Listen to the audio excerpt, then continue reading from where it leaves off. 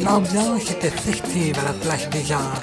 Ils étaient des dizaines de milliers à descendre dans les rues pour inciter le nouveau gouvernement à faire plus d'efforts au niveau environnemental.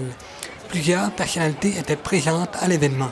Ça s'inscrit dans les efforts de dire les citoyens, on veut faire quelque chose, on est prêt à bouger, mais il faut aussi que les gouvernements, les élus s'engagent. Écoutons la science.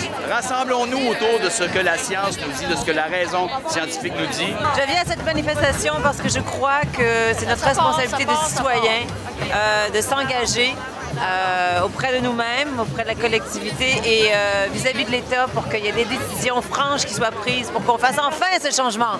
Les représentants des Premières Nations étaient également présents à la manifestation. C'est une marche qui ne peut pas se faire sans la présence des premiers peuples, des Premières Nations, parce que pour nous, la situation du climat, les changements climatiques ne discriminent pas.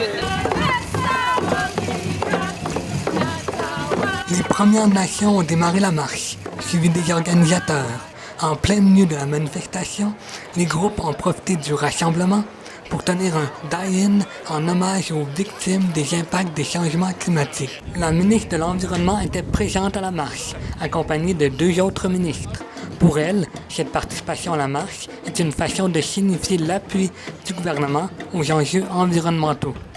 D'autres politiciens étaient également présents à cette manifestation. On est ici pour envoyer un message au nouveau gouvernement Legault, que la lutte au changement climatique doit être au sommet de ses priorités. C'est un mouvement d'appui. Je pense qu'on veut un Québec plus vert. Il faut absolument que la société québécoise se mobilise, incluant les gouvernements, les décideurs, pour prendre des gestes forts. Gabriel Manzano-Saint-François de l'Université de Montréal.